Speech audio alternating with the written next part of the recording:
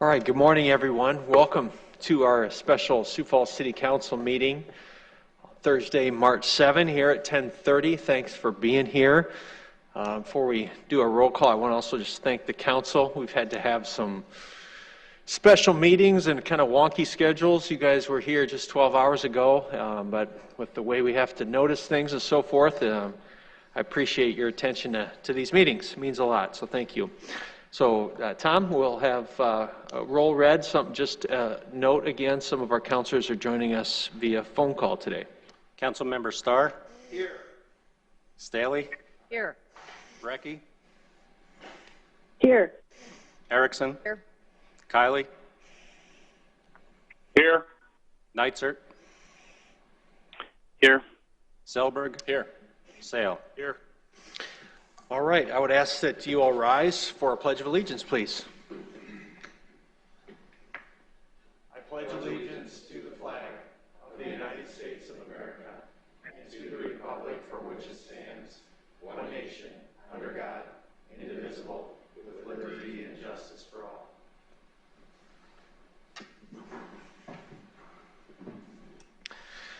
All right, we'll move on to item 3, approving our regular agenda. Move to approve, Erickson. Second. All right, motion approved by Erickson and seconded by Selberg. Any discussion, council? We'll vote on that, please. Councilmember Starr? Here. Staley? Yes. Brecky? Yes. Erickson? Yes. Kiley? Yes. Neitzert? Yes. Selberg? Yes. Sale? Yes. All right, that passes 8-0. So we will move on to that item number 4. Item 4, second reading an ordinance adopting the Sioux Falls Board of Health business regulations pertaining to the novel coronavirus COVID-19. Hi, Jill. Good morning, everyone. Morning. Jill Franken, Public Health Director with the City of Sioux Falls. So we're here today to talk about this item, which is going to revise some of our mitigation efforts in our community. And to get us started, I just want to make sure, once again, so that everyone in our community is aware of what we're trying to aim for around this time period with this pandemic and how it's affecting our community. Again, we're trying to limit and slow the spread of illness and minimize the death that we encounter in our community. We're trying to preserve the continuity of our community essential functions and services, trying to minimize social disruption in this time period, trying to minimize economic impact during this time period, and we're working very hard to coordinate messaging and to keep the public well informed during this time. So I have some more data for you today, and so if you can just go ahead and take a look at this. This is similar to what we've shared in the past with you, and this is something we share on a daily basis in our EOC and during our briefings. Have this changed so that you can see from the highest per capita rate to the lowest, but these are our peer communities that we've been really trying to follow closely and understand, and you can see our region is definitely starting to climb up there with Sioux City leading the way with the per capita rates of cases. And then also you can see off to the right, I know there's been some questions about how much of a death rate are we experiencing in our community, and so you can see that off to the right as well. So you can see as of yesterday, we had a 9.41 rate of death in our community, and then also for our cases per capita, we're at 950. It's notable, and I want you to be aware that we did have today an increase. We've been, hovering in the 30s, 40s, 50s for quite a few days of rates of cases, but we did see 101 cases reported today, okay? In Minnehaha County and 1 case in Lincoln County. We are expecting that. We expected that to happen. We're doing this week community testing. There's a lot of asymptomatic people that we're diagnosing with COVID, and so this is something we expected. And I'll share with you on an upcoming slide how that relates to then our hospitalization rate. So, but I just want you to be very clear, and we expect that to happen over about this next week time period, that we will see increase of cases of COVID. But we're monitoring our hospitalization rates very carefully along with the number of cases. So just want to make sure that's clear. So this is that modeling that we've been sharing with you.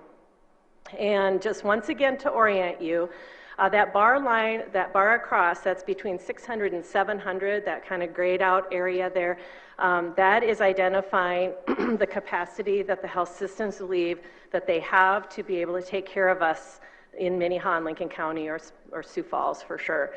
And so you can see a few weeks ago now that when we provided that modeling data to you, that first curve that goes a little higher and extends beyond 700 is what we anticipated based on that the number of cases at that time and number of hospitalizations, that we were going to probably edge above the capacity just slightly.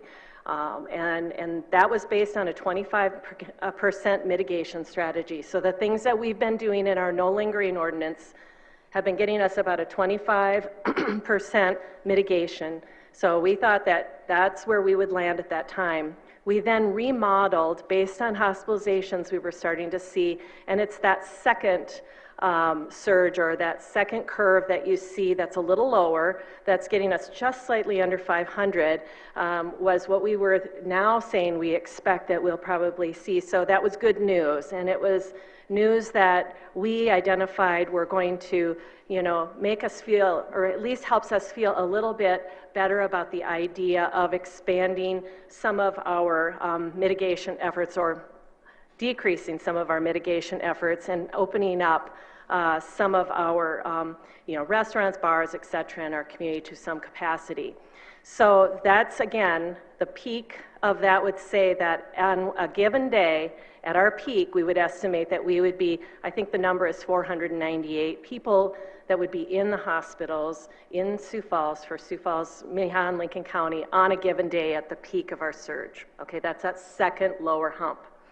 What you can see then continuing on is throughout this time period, so those blue or yellow bars that are below, day by day, that's our actual hospitalization rates. So that's what we're also following and trending based on our modeling.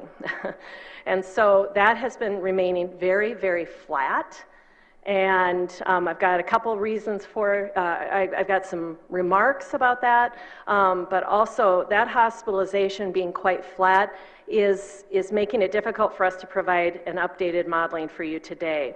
We're going to continue to follow that. It's good news, to be sure, our hospitalization rates, but we also want to see just a little bit more time period before we can actually model now where we think that'll go from here. But that is good news for us at this time period. But I want to show you the next slide so that you can understand a little bit about what why we think that we need to just let some of the actual data play out before we remodel this moving forward.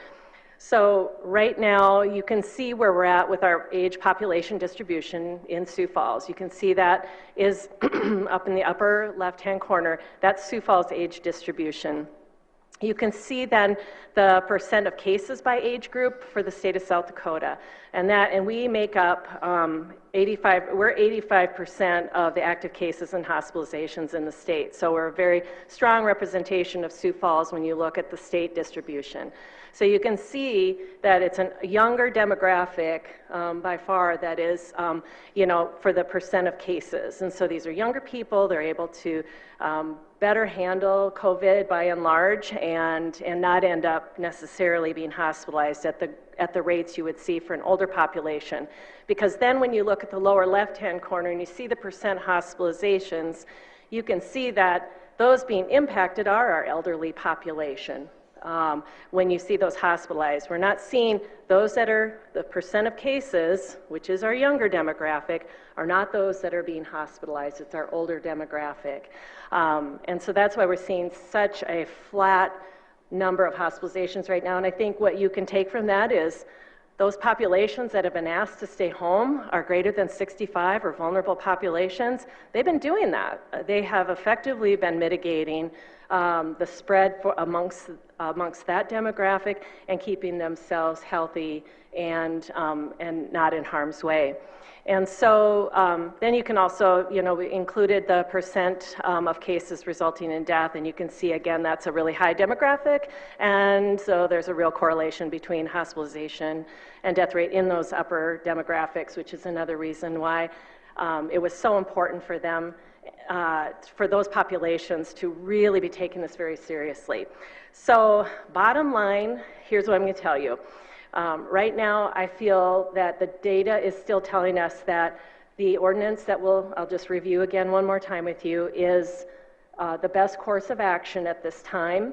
But I'm going to tell you that daily and weekly, we're going to be continuing to monitor where we're at actually. And as soon as the GIS folks in our planning section of our EOC is ready to put a modeling out there, we'll bring that to City Council at an informational. We'll be regularly updating you as to where we're at so that you have the confidence to know that the decisions you've possibly made today are going to, you're going to feel good about that moving forward in the weeks to come, because we know a lot could change in the next 2, 3, 4 weeks, okay? So let's quickly, I'm just going to go through once again. This work has really been a very big collaborative effort. First off, it's been a collaboration between administration and City Council. I think one of you mentioned that last week when this was presented for first reading, that, this was, I think maybe Councilor Staley, you might have made mention of that, that there's been some collaboration between administration and the council regarding this policy. We also know our Board of Health passed this regulation last week. We also know that we have had tremendous input from our EOC partners and our SOAR team, and then Unified Command, of course, and Dr. Wilde and Dr. Elliott are here again this morning to answer any questions, along with Dr. Tingley.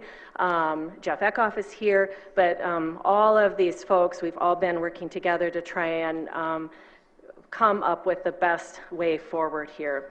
So the definitions are listed, and I've talked through those at detail last week. I'm happy to, at any time here in the discussion period, answer any additional questions you might have, but we specifically, of course, made sure that we were identifying what a party or parties meant, that seating is defined because it's important to understand that, and that social distancing is also defined.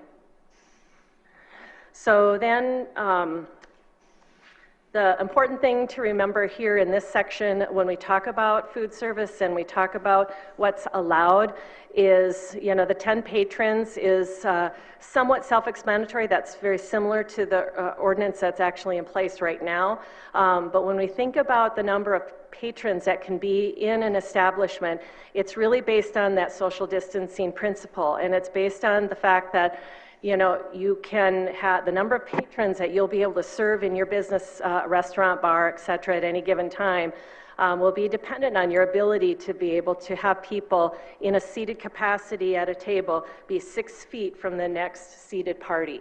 So the chair I'm sitting in and the person behind me at the next table, our chairs have to be at least 6 feet apart. And I would tell you there's a lot of questions that are going to be asked about some of these types of, what does this really mean for a restaurant? How does this work if I want somebody to get up and walk between those 2 tables to go to the bathroom, et cetera? And that's something that our SOAR group will work very closely. That whole initiative, Jeff Eckhoff and Luann's teams will be working with to try and help them understand, because bottom line, it's how you ensure social distancing and how you can be part of the solution in mitigating the spread that's going to be really important. And so this is the best baseline of what we can come up with in ordinance, and then beyond that, we're going to have to really work together as a community to further understand how we make sure to mitigate that spread. So a couple of questions here's a question that I got asked about. What if the 6 people that are in the definition of a party or parties, what if that no more than 6 people includes people from 2 to 3 households? It's a question that we get. Again, people have to weigh for themselves when they decide that they're going to get together as a party and they're going to go out into public and they're going to go and enjoy a meal somewhere.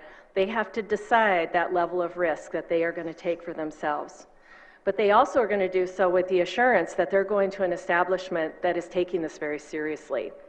And I think that's something where, the public is going to make that determination about whether they're going to be feeling comfortable going out, their level of risk, and their level of understanding of how seriously an establishment's taking this. So really, it really is up to everyone to understand this, but then also understand what social distancing really means and how they can apply that for themselves and for their places of business.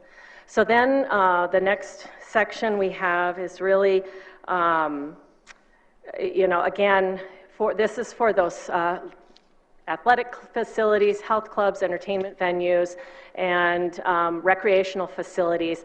And it was taking what's the best way that we can ensure social distancing will be able to be applied, and that's where we came up with the 50% for patrons as a maximum occupant load. So they have to take their occupant load, and 50% of that is what we've identified is the maximum they can have allowed for any particular time period. So at any given time, they cannot have more than 50% of people in patrons based on occupant load within their facility. And so that's something that, again, they have to also be ensuring along with all businesses, I've said it over and over and over again, that social distancing has to be ensured.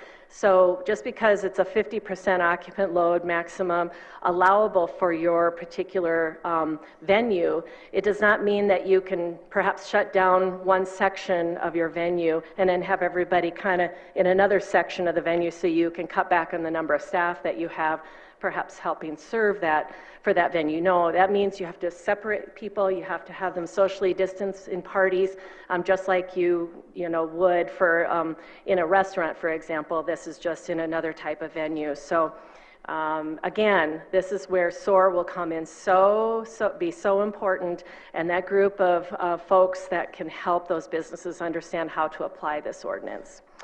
So lastly, or again then two, we have an enforcement mechanism similar to the current ordinance that's in place. And, I've mentioned this before, but I think it's really important to understand that we've had great compliance thus far with our current ordinance, and we have no reason to expect we won't with this one if we all work together.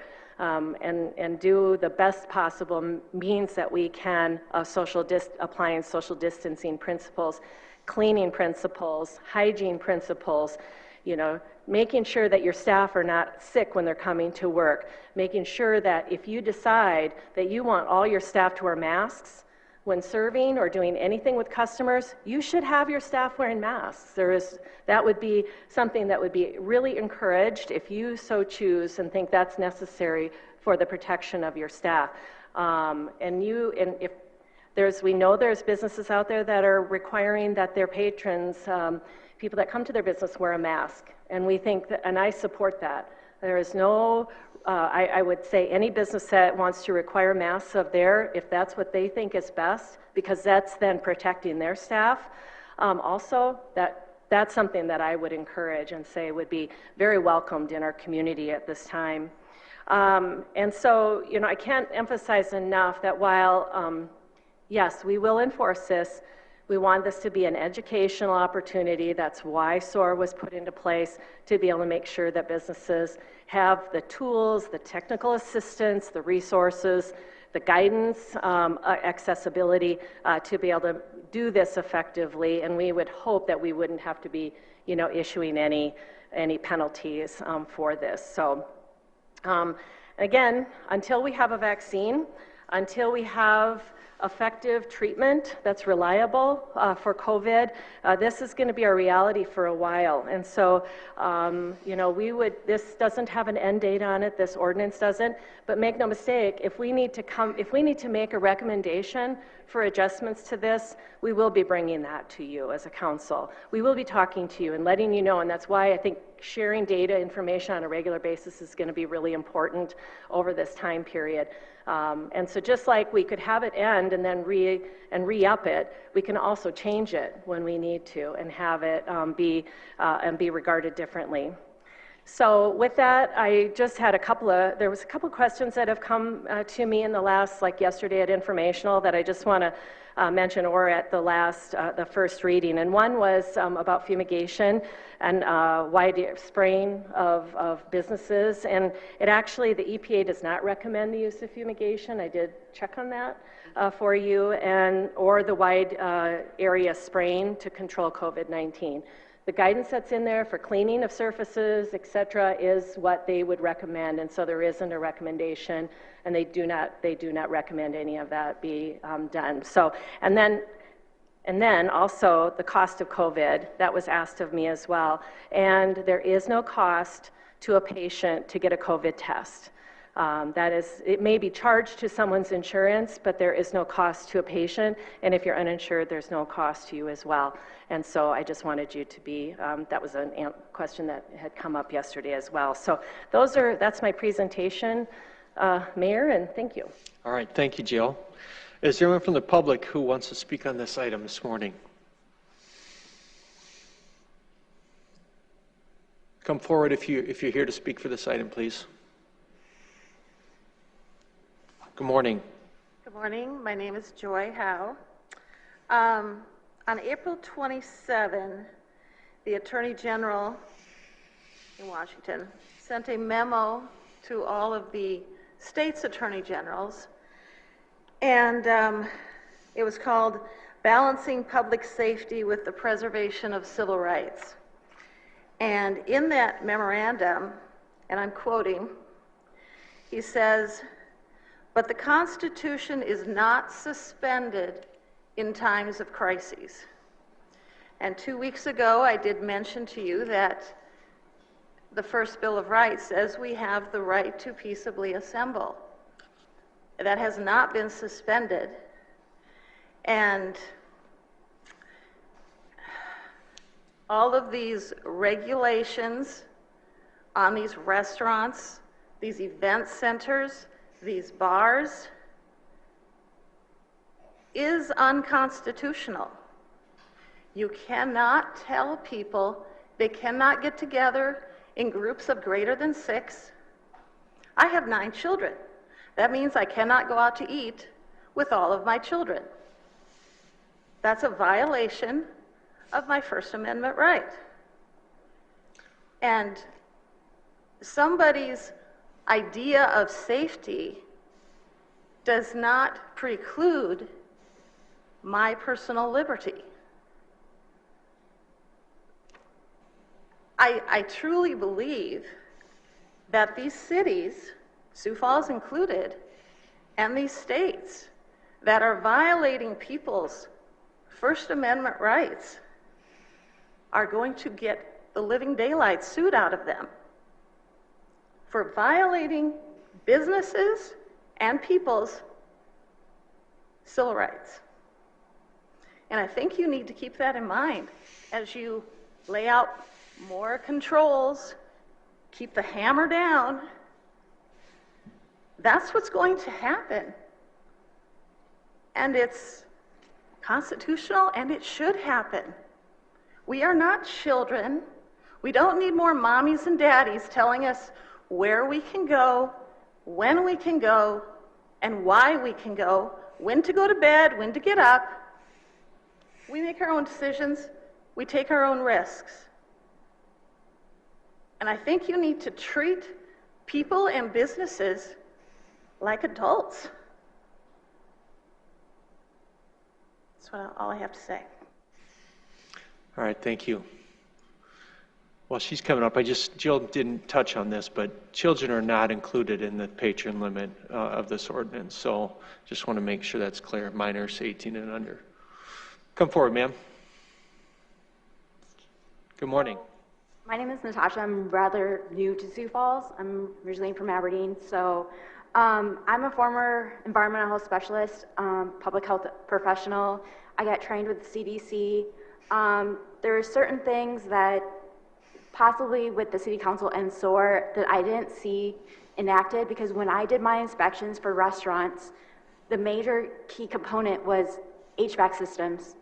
And that's something that should be amended and included for people that are going to restaurants, because all HVAC systems are not inspected equally, I would say, and people should know what they're getting into. If somebody like this lady that might have an asthmatic child or something that wants to go, then, or her father might be diabetic or have a heart condition, they should know what they're sitting going into a restaurant possibly. And that's why I think giving them as much education and information as possible.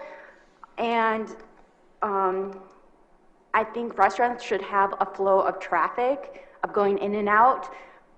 I've worked in restaurants since I was 14 as a second job, and with a big population, a lot of people, large groups, they get up at once, and it's hard to move around them if you're going to the bathroom, going in and out. So if you're going, for example, to the diner, it's hard to go in and out if there's a large group of people. So I think that should be included as well. And I just wish that the SOAR program or component could implement infection control measures and how they're going to clean gyms, and if they're going to have disinfectant available for the patrons and stuff like that. So, but yeah, and I just wanted to give that as much as possible, because it is a risk that people take into component of going to restaurants or public places, but I think they need to know all the information as possible just for the life and safety of people in our community. So, Thank you, Natasha.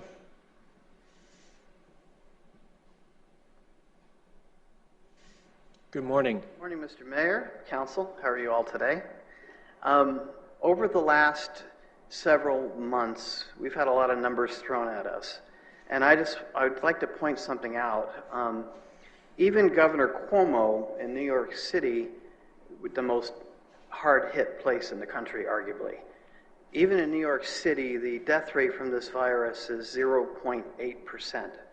And when you factor in the whole state of New York, it's only 0.5.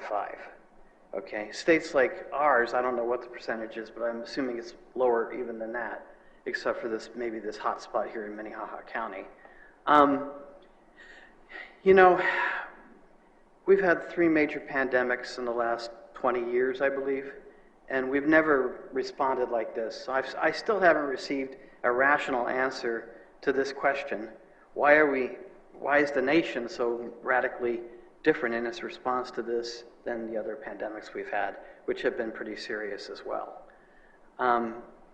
I guess we've had a lot of numbers thrown at us, so the numbers give me a headache, but just one more number I want to quote. Yesterday, Governor Cuomo at his press conference said 60% of new cases in New York City are from people who were at home sheltering in place. So maybe that approach needs to be reconsidered. I think this ordinance is a step in the right direction.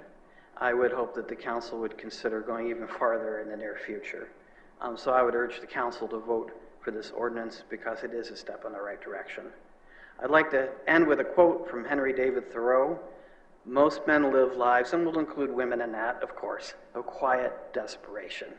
There are a lot of people living in quiet desperation right now. It's time to end these lockdowns. Life is a risk. You get up every morning. You know, I read one story once about a lady who got up, fell out of bed, landed on her back the wrong way, and was quadriplegic. So life is a story of risks. And, you know, anyway, so I urge the council to support this ordinance and consider going further in the near future. And I appreciate your time. Thank you. Anyone else here to speak on this?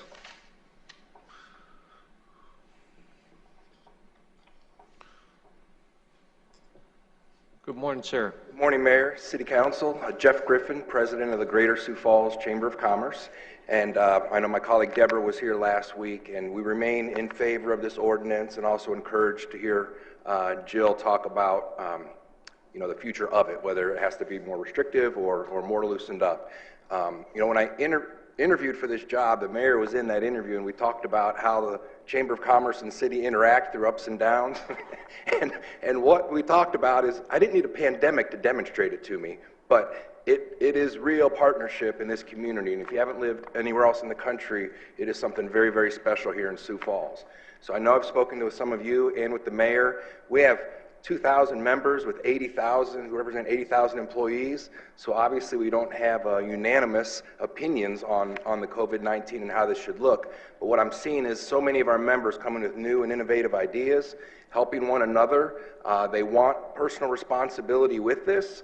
I'm looking at it as we have some courageous business owners who are ready to open with cautiousness. So sometimes courageous and cautious don't go together, but in this case I think they exactly do. So the chamber is here to support your work, urge you to support this ordinance, and look forward to further steps we can take to keep us all healthy and keep the economy chugging. Thank you. Thank you, Jeff. Anyone else here to speak on this item today?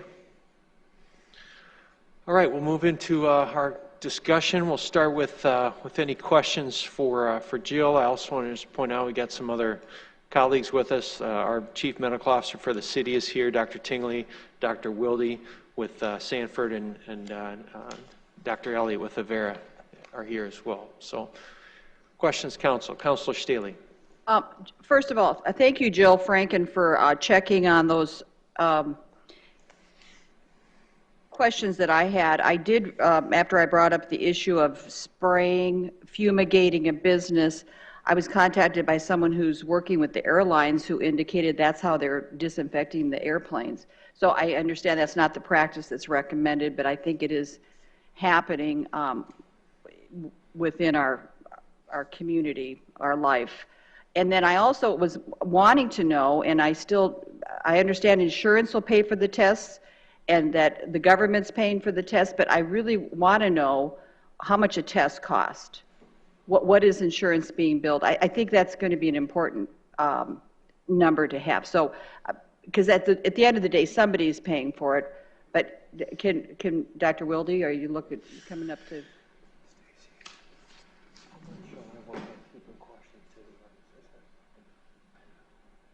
Good morning, Mike Wilde, Chief Medical Officer, Sanford Health for Sioux Falls. The cost of a test is, or the bill that's submitted for a test, I believe, is around $140. Thank you. And then let me also say before we go any farther, in line with our mayor's 3 R's, which is review, reassess, and realign. And he's said that so eloquently in his press conferences. Review, reassess, realign. I will be proposing an amendment on this ordinance that is, the ordinance shall remain effective until June 5th, 2020, unless extended, amended, or terminated by ordinance. And this would be an end date, a sunset, because I've been, and I'm not saying this at this point, I'm not presenting this, but I'm hearing from people on both sides of this issue that want to have some kind of a reassessment. And I'm going to feel better, and I think I may have some support on the council to say, you know, let's let this go until June, and then let's take a look at it again. So just to put that out there, I do have some other questions, but if someone else wants to ask something, I will. Let me go to the phones next, see if any of the councilors on the line have any questions for any of our experts here. Mr. Mayor, I have one. Go ahead, for Jill Franken. Go ahead. Jill, a little bit ago you presented a chart that showed, part of the chart showed cases resulting in death. The percentages that were illustrated there, was that a percentage based on all cases, or is that a percentage based on the age group? I am grabbing my slide real quick here.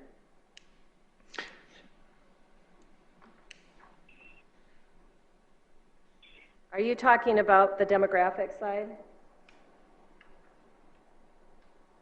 It had 4 slides within one. Number of cases in Sioux Falls, number of cases in the state, and then you'd also had cases by age group, and you had deaths by age group. I believe that that would be based on a percent of cases resulting in death. I think that would be all cases based on that age range, and of those who died within that age range. Does that answer your question? Okay. So it's based on that age category then, the percentages listed for each category. I believe so. I know that Albert is here. Albert, are you downstairs? Why don't you talk through that slide? Yes, it's Albert Schmidt here in the basement. Yeah, you are correct. The percentage of the resulting deaths is based on the percentage of cases by age group. So you take that age group. So in this instance, that first one, you look at there's 86 cases of 80 plus, and there's 15 deaths, and that results in that percentage of 17.44. Thank you, Albert. Thank you, Jill. Thank you. All right, other questions for anyone? Councilor Erickson. Just a few points of clarification. I know when I first looked at this death, the chart that has many different cities on it, and I saw some confusion in the audience as well, it's that 9.4% is death per 100,000. So it's not the entire state, it's death per 100. So if we were to divide it by the number of people in our community, it's not going to be 9%. It's going to be way, way less, but that's how many deaths per 100,000. Oftentimes, some of the other larger cities will do it based on that 100,000 people to just kind of put into perspective. And so you can divide it by the number of people in the entire state. You can slice and dice it any way that you would like. So I just want to make sure that there's some clarification that that's for the deaths per 100,000. I think it's important to note that we are trying to balance everything in this community, from health and wellness to deferred health care needs that have been occurring. My doctor's office called the other day and said, "You're up for well checks for your 3 kids." And I've never gotten a reminder from my doctor's office to have my it's usually just in my app, and I do it when it works for our schedule. But clearly, the day-to-day offices and the doctor's offices are not seeing people do their just general maintenance of health care. I've got a middle schooler that needs his shots, and I thought, I'll wait until August because it doesn't matter. And they're almost begging us to come in to get this taken care of. It's probably one of the safer places you can be in town versus maybe going to a grocery store even, because there's less amount of people there. So I just really want to stress to the community that now is not the time to push off your medical needs. I'll be taking my kiddos in next week or the week after to do their well checks as well. And we also want to really move forward cautiously.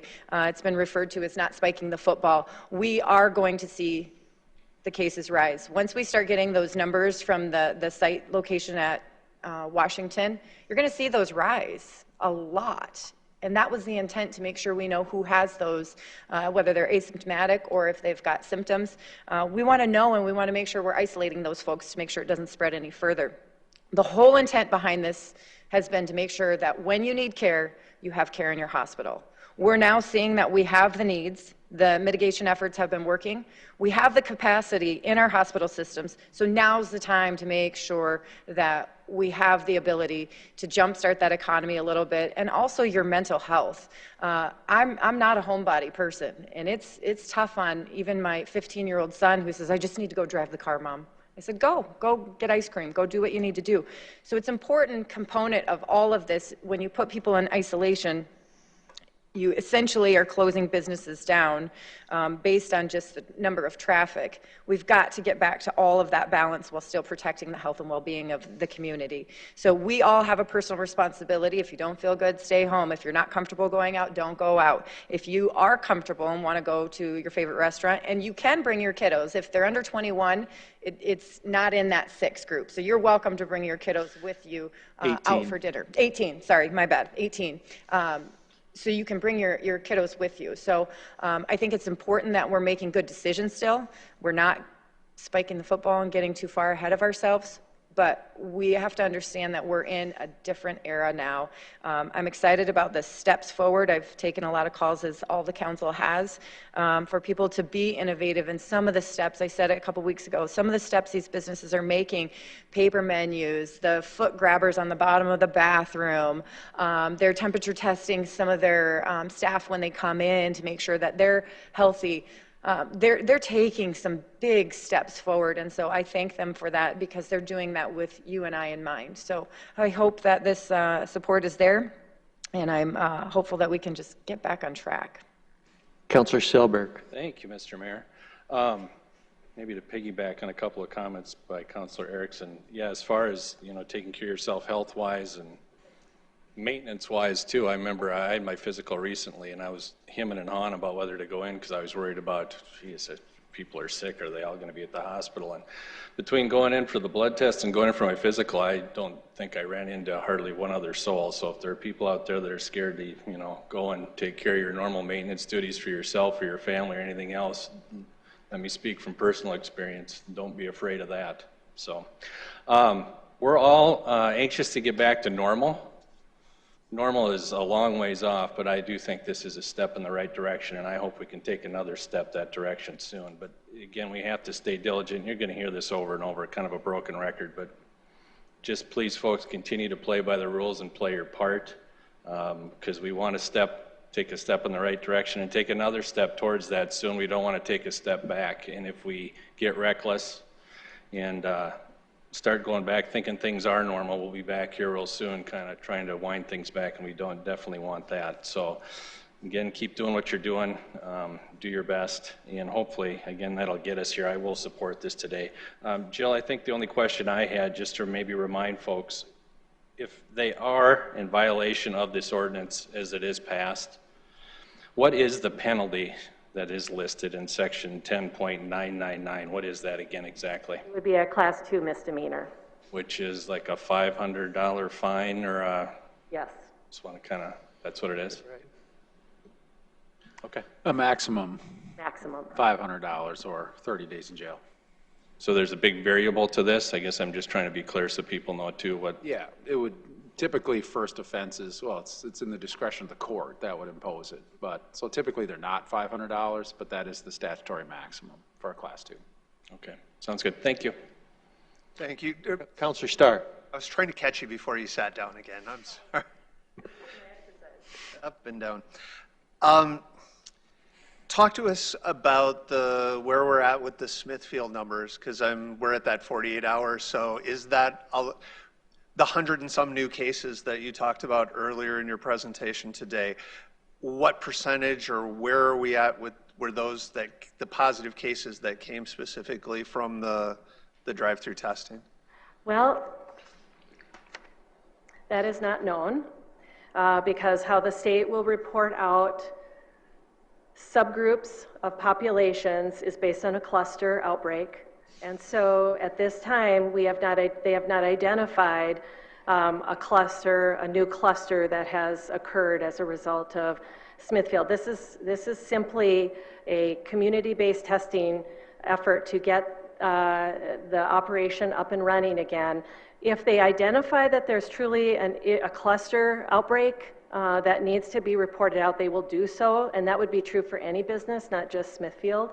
You've seen where you've seen other reports out where they've identified for the public's interest and safety where there have been clusters that have been identified, and that would be true. But right now, they're not going to break that information out specific to Smithfield as a result of this testing center. Okay. Let me follow up on that a little bit. I guess then part of it too, the quick answer is that testing was community-based. It wasn't just for Smithfield employees. They allowed other people who had positive potentially to go through that drive-through testing. If they were in some way affiliated with an employee of Smithfield, like a family member. Mm-hmm. Okay. So what I'm trying to do is I'm trying to go back to, because we keep talking about science and numbers and modeling and data, so I'm putting you on the hot seat, and I apologize for that, but I've got to start somewhere. If we look at what the president outlined in phase 1 openings, and which came from guidance from the CDC. Do we as a community meet those recommendations?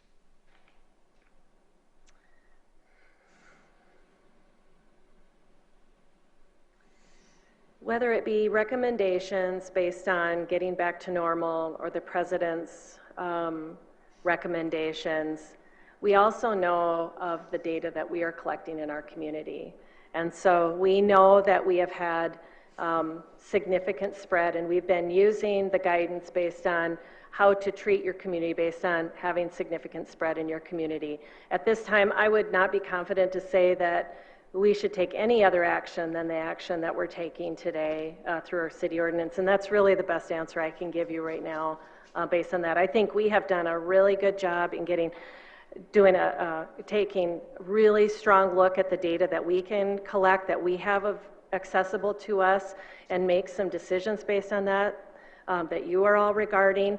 And so I feel really, if there's any moment of pride here, it's that we have really tried to be very data-driven in this process. And so I think that based on our data in our community and what we have experiencing here, we've been told it's a local response and a local responsibility to manage through this time period, and that's what we're doing, and I think that's why you're seeing the recommendations you are today. Appreciate that. One of the things we spent as a council some time last night talking as an employer with the transit system and the issues that they've gone through. They have one positive rider on a bus. Well, the driver is now quarantined for 14 days and the exposure that they have. So when we open up restaurants, my concern has always been not only for the business owner, but the employees of that business. So if someone tests positive, I go out for dinner with my family on Saturday night, I test positive, you trace back that I went to have dinner at a local restaurant, is my server going to be quarantined for 14 days or recommended that they be recommended for 14 days? Possibly. The employees are going to go rather quickly in this case then, aren't they? That is why mitigation efforts have to be strongly encouraged. That's why we have to take the proper actions that we do. That's why you have to think really strongly.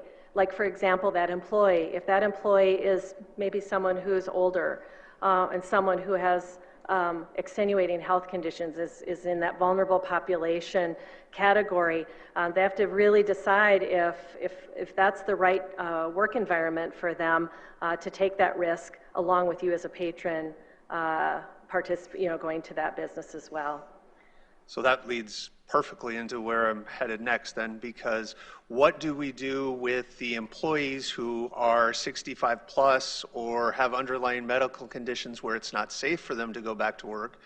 But if they don't go back to work, they're not going to be qualified for their unemployment benefits because their employers called them back. So you can make that choice as an employee that it's not a safe working condition for me, but now I can't feed myself. People are making those choices right now. It's really no different than the choices people are making at this time. And so are we, as a city, with our employees, if we have people with underlying health conditions that are whether it's age or emphysema or the things that asthma, are we calling them back to work, or are we still allowing them to stay home and shelter in place, basically?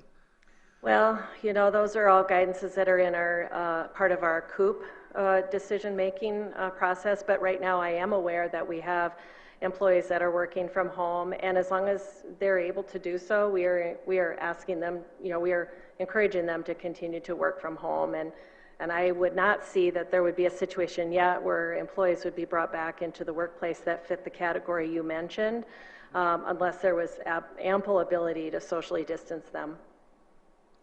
I hope I'm speaking correctly on that. I know, you happen to be there. I'll get Director Eckhoff in a minute, so we'll go that direction yet. So, but you've been working with this.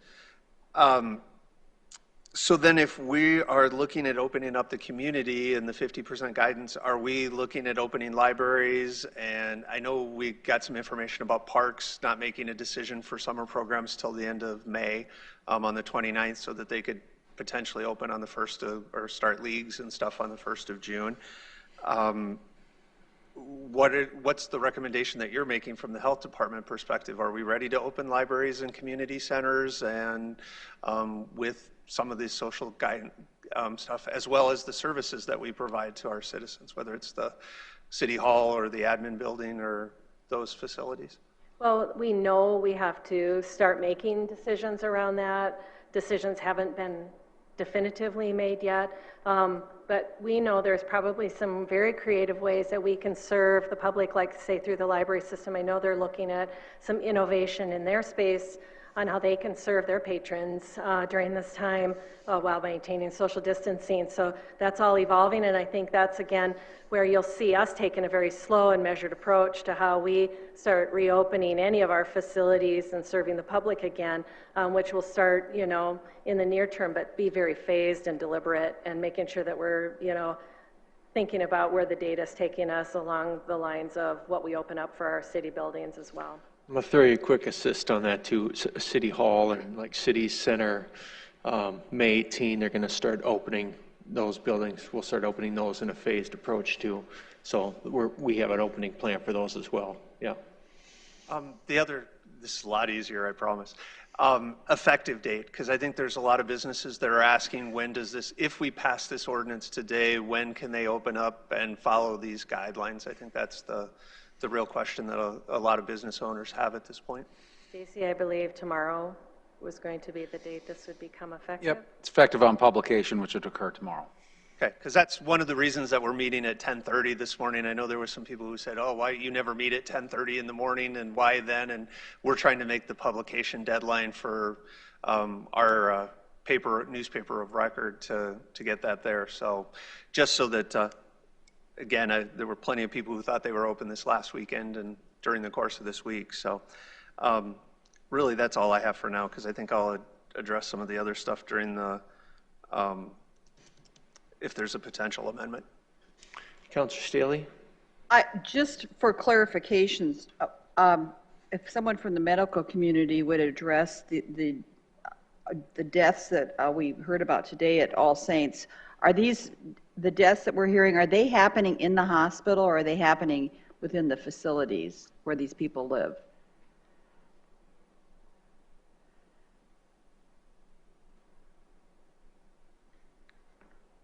Mike Elliott, Chief Medical Officer to Vera McKinnon. The deaths that we have seen within the city of Sioux Falls surrounding area have happened in both hospital and private locations. I can't give you specifics on the deaths that were reported this morning, but in general, some of the deaths are occurring in nursing homes, areas of that nature, and others are occurring obviously in the hospital. So they're not all going into the hospital? Not everyone is going into the hospital, that is correct. Have we known about some people who have died at home? And part of this, when we talk about hospitalization rates, these would be separate from that then. So death doesn't equate hospitalization. Death does not necessarily equate to hospitalization, correct? And there is a process for notifying the state when someone passes away in their private home, yes. Thank you. I just say, I do value these guys, but I want to keep the questions related to the ordinance, if we can, and not to Well, death and I rates think, deaths in Mr. home. Mayor, respectfully, I will say that we've been hearing information from our health director about the deaths that have occurred. That was part of what you presented as the rationale for the facts moving forward. So if I need some more clarification for that, I appreciate the ability to ask those questions. Okay, do you have another Thank question? You. Yes, I have some comments. And we have been, of course, all of us hearing from constituents. I've spent time on the phone, answering emails, listening to people. Thank you for all of you who have come in today to testify, and to those people listening in our community who have reached out on both sides of this issue. We are listening. We are listening to everyone. It helps us make the best decisions possible in each day. I had a conversation this morning with a citizen, and just to back off a little bit, I just wrote down that the one thing we can all agree on here is that this is a complicated issue that affects everyone. and a guy, I had two conversations on either side of this morning. And one guy said to me, hey, you're opening this up, and now, he says, I have no daycare, I'm a bartender, I'm going to have to go back to work, my kids aren't in school, no one's going to be here to help them connect to their schooling, and he says, I don't know what we're going to do for the summer. We go to the Girls and Boys Club. We're not sure how many people are going to be accepted into that. And so he's dealing with his own personal ordering of taking care of his children. Another guy came at me and said the health director shouldn't be telling us how to move forward with this. I mean, people have all sorts of concerns. So the daycare issue is one thing. We need to clarify to churches that our city never told them to shut down, never told them not to have services. Funeral homes, never told that, and Jeff Eckhoff has been so gracious in talking to the funeral homes about how they can proceed onward. It's that social distancing aspect of having the 6 feet apart. I understand the mayor and some of the team sports had a conference call this week talking about how they're going to bring that back in to let people have their ability to have soccer games and softball and get together that way. I'm hearing concern from people that they're saying we're going to open up our businesses. Why aren't we opening up the libraries? Why aren't we opening up the community centers? If we're telling bartenders and servers and people that they're going to be going back to work, then we need to make sure our city employees are coming back to work as well. That's what I'm hearing that from the community. And Jeff Griffin, I appreciate, he might have left, but you know, he was the chamber guru there. He said we need to be courageous and we need to be cautious. And so that's the challenge for all of us, is that we are trying to move forward and be courageous. We're hearing from people that this is an unknown, going to be cautious on this. I'm also very supportive of opening up elective procedures with these hospitals. And as Councilor Erickson talked about, just your regular checkups, I think that the public really wants to be able to do that. So that's a positive. So just a few statements on that. Thank you. All right. Anyone want to make a motion on this item? Move to approve, Erickson. Second, Sale. All right. So now we got a motion on the floor by Councilor Erickson to approve it. Councilor Sale has seconded that item.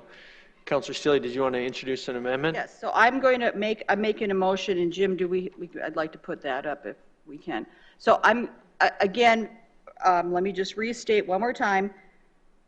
In alignment with what the mayor has talked about with his 3 R's, to review, reassess, and realign, I think that I would like to offer an amendment, a motion to amend by adding new section 10 that will state the following: this ordinance shall remain effective until June 5th, 2020, unless extended, amended, or terminated by ordinance. Second, Starr. All right. Motion on the floor by Staley on that, seconded by Councilor Starr. Self-explanatory. You want to explain yes, anything more? Yes, and let me also say that when I was thinking about what kind of a term to put on this, and I thought this gives us about a month into June 5th.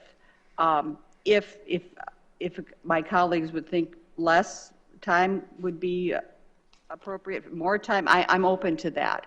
But I just think it's, from either side of this issue, I'm hearing people say we want some kind of something more definitive about how this will be reviewed. All right, thanks. Councilor Selberg. I am hesitant to put a date on that because I have a feeling that business owners are going to be hesitant to put their foot back in the water or go full throat or full bore back at this, thinking the rug could get pulled beneath them at any time. I think this is being reviewed daily. I think we could be here again 5 days or 7 days like we have been with everything else, an adjustment that's been made. So I don't think a review of everything that we've been doing or will be doing is any change or will be any different than we have been. So I want the message to be to folks that are getting back at it a bit, that we're getting into it with an optimistic point of view and to go for it a bit and not have them be worried about the fact that, well, about the time we get a little bit of momentum, that come June 5th or May 20th or whatever, this could all be taken away, given a deadline. So I will not be supporting. Thank you. Mr. Mayor. Let me go to the phones first. I'll go to the phones and then Councilor Starr. Any of the councilors on the phone wish to chime in on this amendment? Yes, Mayor. I'll go with Councilor Brecky, and then I think that was Councilor Neitzer after that. I've been, oh. Got it. I've been Councilor Brecky hearing, and then Councilor Kiley. Okay, thank you. Thank you, Mayor. Initially, I liked the idea of just having no deadline on it and we could review as we go, but I did get a fair amount of feedback from people that are very much concerned about that. And I guess I share their concern that I don't think there's any harm in having a date that says, okay, we're going to review it. Because again, remembering that we're trying to bring the public along with us in this journey. When we meet, they meet. When we meet, they get information like they did from Jill today. And so to just say, well, we don't know when we're going to be discussing this again, there's a lot of people that really want to have that information, that reassurance that we're, that the decision that we're making today is okay. And so I'm comfortable with the month. I think that's long enough for business owners to stick their toe in the water, if you will, but it's also short enough for us to review it again with the public to make sure we made the right decision. And there's nothing in this amendment that would prevent us from, reviewing it at any time in between that if that becomes necessary. So I guess I don't see any harm in it. I see good in it, and that it allows the public to know that we are going to be taking a look at on this date, and that's when they get to see the graphs and the charts that we maybe are seeing in our information meetings, but that's when they get to be brought along with us. So again, I see no harm in it. I think it's a good thing, and I do think it brings reassurance to those people who are concerned about the action that we're taking today. And in fact, we haven't seen the surge yet, and we're taking this action to open up, before we've even seen the surge. I think it's just wise to have a date certain. Thank you. Thank you. Councilor Kiley. Well, thank you very much. As Councilor Selberg had expressed, businesses are making a big investment in gearing back up. Number one, they have to hire staff back. Some of the staff they're hiring back may be actually on unemployment, and they have to order supplies to equip their business and their restaurants to reopen. So sunsetting this in a 1 month period, I don't think really instills a lot of confidence in our business owners that it's going to be much beyond that point. There's no certainty there.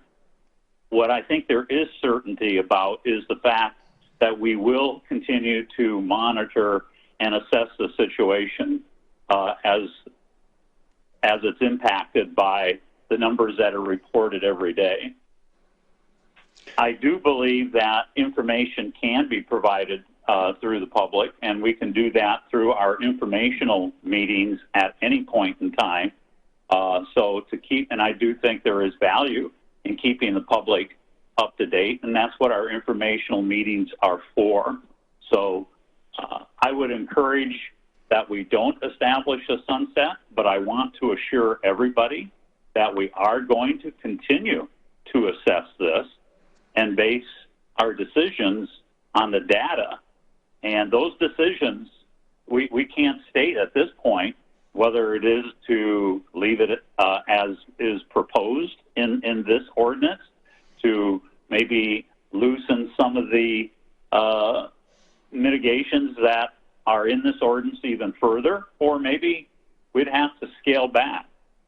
That's a matter of reacting to the data. So I'm in favor of the ordinance as it is written. I would encourage my colleagues to vote no on the amendment. Thank you.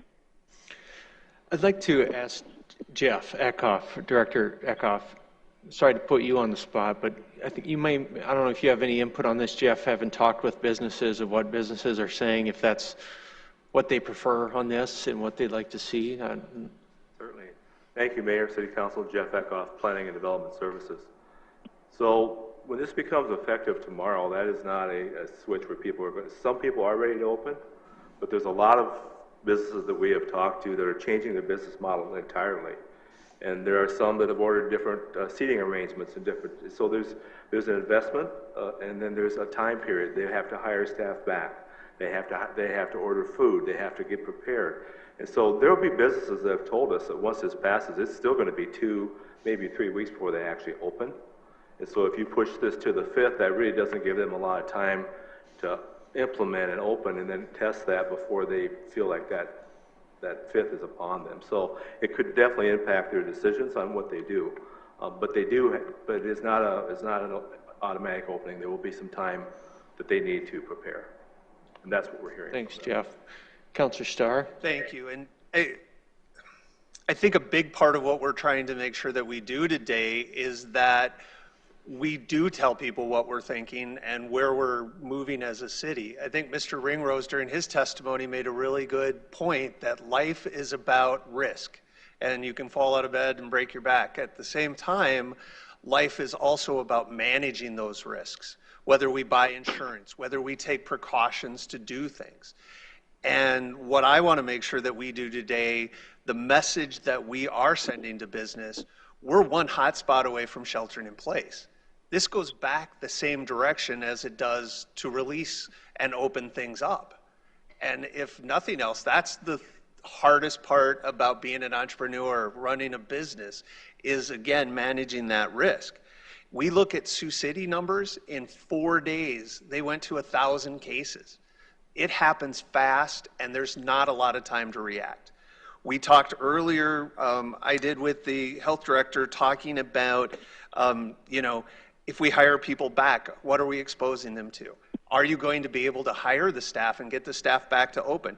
Managing, it goes back to the same thing. Managing business is not an easy thing to do, and managing that risk is not a thing to do. But by putting a sunset into this, it also gives us the other opportunity to say, hey, things are going great and we need to move forward and repeal all the restrictions. One way to look at this ordinance is we're opening the city up. Another way to really look at this is we're adding a lot of restrictions to businesses. And so we are, whether it's the 50%, we're balancing where we're pulling that number out. It's what other communities are doing around the country. It seems measured. What we do in government is we usually take the two extremes from the side of people who are still ready to shelter in place because they have loved ones that are at risk, and then the people who want to just open everything up and no restrictions at all. In public health, we're on our own, we're grown-ups and move forward. And what do we do in government? We usually pick the middle road. We kind of compromise both sides of what we're doing, and really this is kind of a compromise to both sides to stick our toe in the water. But the bottom line with this amendment, it guarantees that we'll be back before June 5th because we'll have to enforce this and continue to do that. Then the onus is on this body to do the right thing and to have that discussion. It's one thing to say we'll have it, we will put these together. By having a sunset, it puts the onus back on us as a body that we're going to have 2 weeks from now, at least the start of a discussion of where we're at and what requirements we're going to have. It's sensible to add a sunset. It's everything else we've done in this pandemic time has had a sunset, and it's forced us to come back. Last night, we put an amendment to the transportation resolution that we did because we felt it was important. If we have to, we've proven that we'll come back for the meetings that we need to have. We'll spend the time here to have the discussions that are truly important.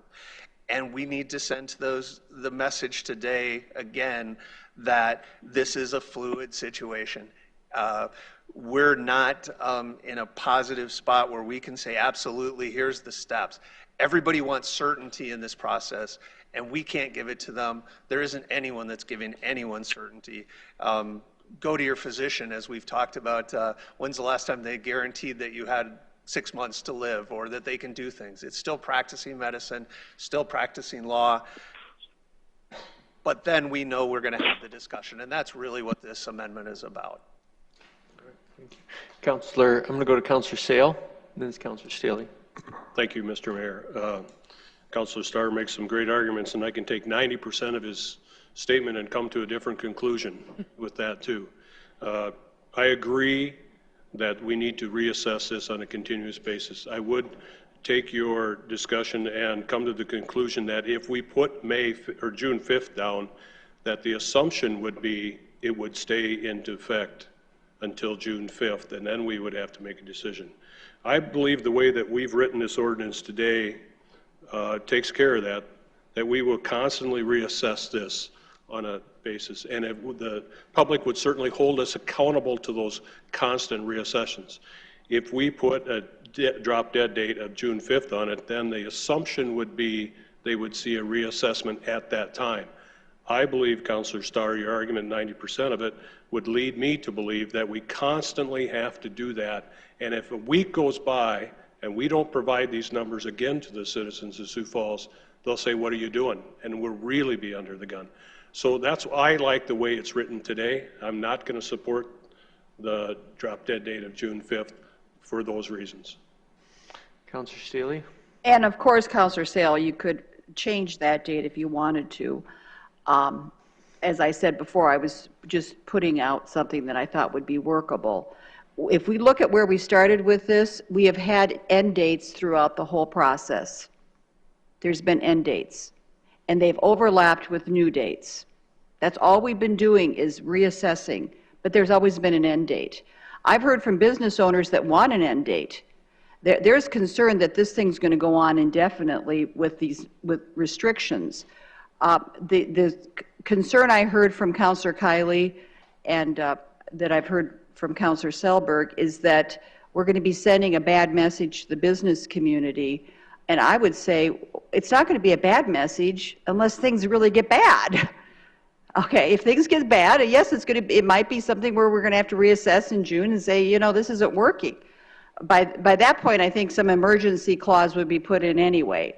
But if things are going along nicely and we reassess this thing, then we tweak the ordinance, and it's a fluid situation as we've been dealing with since the start. So to me, it makes sense. I did hear from people, they wanted this to happen, so I'm making an effort. You certainly are welcome to vote it down. I certainly accept that. But at least I'm trying to say that this is something I've heard.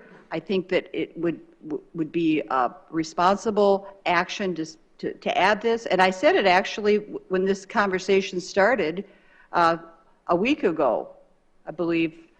So, yeah, a week ago today, we had a conference call in the morning, and the mayor's office called us and said, can we talk? I thought that was fabulous, but I stated during that conference call that I think we needed to have an end date on this. So I've been saying it all along. I think it makes sense. It wouldn't hurt anything. So just trying to put that out there for the benefit of our whole community. Thank you.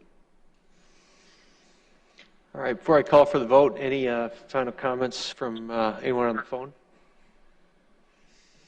Yes, Mr. Mayor. Councilor Kiley. First of all, I'd just like to clarify, I did not state that it sends a bad message to businesses. What I did state is that I believe having a sunset creates uncertainty. There's certainly a difference there.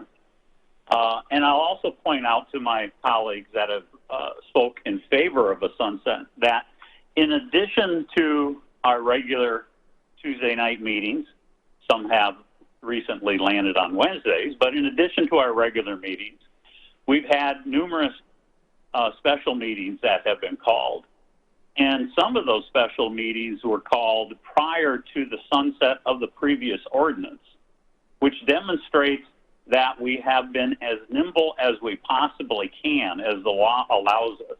And it does also indicate that we are reacting to the data, to the facts based on the matter. So I do not see the necessity of including a sunset. Thank you. Thank you, Councilor. All right, hearing no other comments, I think we're ready to call for a vote on the amendment, please. Councilmember Starr? Yes. Staley? Yes. Brecky? Yes. Erickson? No. Kiley? No. Neitzer? Yes. Selberg? No.